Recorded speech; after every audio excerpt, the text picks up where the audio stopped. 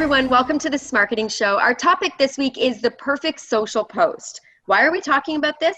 Well, last week we did a live virtual event called the Small Business Survival Show. And as part of that, we did a couple polls around how are you getting in front of your customers and how are you communicating with your clients? And overwhelmingly, Rick, the response was through social media. And you're right, Cheryl. One of our poll questions to a cross-section of industries, people have attended, and thanks for showing up, by the way. We asked, what is the #1 social post you've seen in your whole entire life? And you know what they said, Cheryl? Rick Lampert, LinkedIn. It was up there, but it didn't make it to the top. They said the SMARKETING show. I couldn't believe it. I had no advertising for it. Just kidding. We asked a cross-section of people, which one of the following marketing mediums have become your #1 priority right now during this COVID-19 era? And we offered social media, paid advertising, website refresh or rebuild, or email campaigns. Overwhelmingly, social media. 75% of the people said social media. And candidly, Cheryl, I would say that most businesses are confused about what to do on social media. Why we're talking about the perfect post today. Second poll question: how are you connecting with your customers right now during COVID-19? Social media, email, or phone? Phone was only 21%, email 42%, and social media 68%. And so, I think, I've been doing this marketing thing, we'll call it, for over a decade, and social media has never been so prevalent. And I think you've taken our customers to a whole new level, which is why today's topic is so relevant. What is the perfect post? Yeah, and we could talk about this for hours, and it really is very subjective. It kind of does depend on who's looking at the post. But I have kind of 5 points that I want to talk about. The perfect social post from a company perspective, so a business profile. The first thing is try to incorporate as much of your branding as you can. What is branding? Branding is potentially your colors, your business colors, could be your text, could be your font, could be the size of your font. Try to incorporate that throughout every single post that you do. Otherwise, it's just a photo and everything's just going to get pushed down the feed. The second is use, and we've talked about this too, use organic photos of your team, your staff, as much as possible. I know it's a little bit harder given our remote work situation, but you can get people to take pictures of themselves while they're working at home. Third is try to incorporate a little bit of text in the actual image itself once you have it designed. I would say 80% of your text should be outside of the image, but try to incorporate a little bit inside so that when people scroll down, they're naturally drawn to an image and they're going to see the text and understand what your post is about. My last point is, actually my second last point is, make sure that your content is to the point, okay? Nobody wants to read paragraphs in posts on social media. And the last thing is, can you incorporate giveaways, surveys, polls, questions, prizes? All those things are very engaging and people love that stuff. So what you're saying is posting a corporate brochure with a font size 1 on social media is not a good, perfect post, Cheryl? Not going to perform well. Okay, we better tell some people.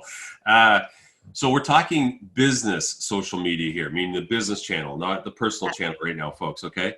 And remember, the goal, as we see it anyway, through Into Communications is #1, right, to create awareness for your brand. #2, increase your consideration rates, meaning someone at point of needs thinking, hey, I should consider them, right? And the third thing is generate sales leads. And so the big gap we see in a lot of posts, which would make any post you do perfect, is put a link over to your website. And people miss this. It's so basic, right? Someone may be interested in what you posted, but for them to find your website, they got to go back and over, and it's snakes and ladders or whatever the American version is. It just put a link in your post. It's a big thing people miss. The other things not to do, I would say, is stay away from politics or religion in general, right? But the perfect post is something that whoever your target audience is, think, what's in it for me to look at that? And some of the things that we think make great posts would be, Cheryl mentioned pictures of people, right? How about pictures of their customers, right? Some people are afraid to show their customers, but those show authenticity, who you're doing business with. And video, like the perfect post for me for a business has to be video with the appetite right now. And two easy perfect posts you can do is how to unpack something, how to set something up, how this works, or better yet, maybe a frequently asked question. So a question your target audience is asking, put the question in the text, answered on the video. Those to me would be perfect posts for any business right now. Yeah, those are great ideas. Just back to your point of including a link to your website. Another reason why you want to do this, if somebody's interested in learning more about you as a business and there isn't a direct link that takes them over to your website, where are they going to find you? They're going to go to Google or whatever search engine they're using. They're going to type it in. But then what happens is when you pull your analytics at the end of the month and you track your direct traffic, your organic traffic, your social media traffic, it's not going to show up as social media. It's going to show up as direct traffic, which means you'll never know if that social post actually performed well. So Cheryl, since you started to head up our customer social media messaging, I can tell the folks right now, like we've seen a consistent increase in website traffic, right? We want people to the site, that's the mothership, through their business channels. Yeah. And, you know, for people that, you know, I did my 6 to 8 minutes preparation before today's show, Cheryl. I printed off the 10 things that humans, you and I, fear most, you know, things like heights, public speaking. And for those of you that say, hey, you know what, I would say kind of being on social media is kind of like public speaking. Maybe you want to pick some people in your company to get out there first and be a face for the company. But, you know, those of us that are around for newspapers, there was a study done by, I don't know who, but anyway, it said that when a human opens up a newspaper, okay, the first thing we look at as a human is another picture of a human. And so I can't emphasize enough what Cheryl's saying about put some pictures of your people in the post. Way better than any picture of anything else. To me, again, that would be a perfect post. So really quickly before we wrap up, also a common question that gets asked around social posts is, do I put the same thing on LinkedIn as I do for Facebook, as I do for Instagram, as I do for TikTok? And yeah, you want the message to be the same. Would you craft it differently? Probably. I'll say in the last couple of years, Facebook still is the dominant platform. It continues to be. What performs really well on Facebook? Video. Live video, especially now with the remote work situation, live video is where it's at. In terms of Instagram, Instagram is the platform that's evolved the most over the last few years. They've added a huge engagement factor to their platform, and videos perform well. You can even shop and buy on Instagram now, so it's huge. It's also huge for influencing marketing. So anything around, you know, influencers that have thousands and millions of followers, Instagram is where it's at. Twitter's great if you're going to be responding to or reacting to something that's happening in the news. Perhaps maybe it's global, perhaps maybe it's just in your community. And the nice thing about Twitter is that if you really like creating social content, you can get away with 2 to 3 posts a day on that platform. And last, LinkedIn. Rick, we love LinkedIn. LinkedIn is where it's at. It's a totally different platform in the sense that it's for professionals. It's really great for lead generation and also organic content marketing. So those are the 4 big ones I'd say we focus on.